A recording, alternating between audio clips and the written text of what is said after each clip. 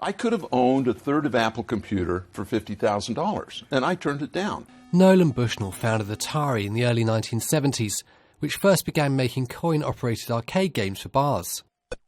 Atari's first big hit was a game called Pong, but the technological leap into being able to play the games at home on an Atari console transformed the industry. They were able to get more and more and more transistors on a single chip, and the wafers were very cheap to make. And so all of a sudden things exploded. You've just seen some pictures of Macintosh.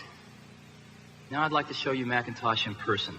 In the early years, Bushnell employed Steve Jobs as a technician. He was a difficult person.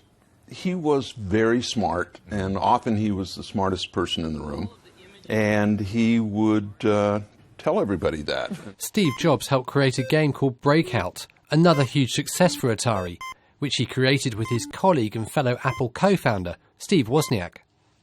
It was at this time that Bushnell turned down an offer to invest in Steve Jobs' new technology company.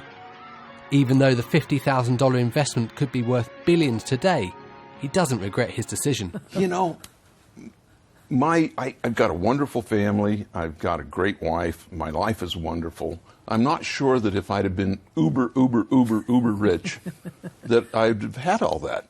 Nolan Bushnell is in Australia for the Creative Innovation Conference in Melbourne.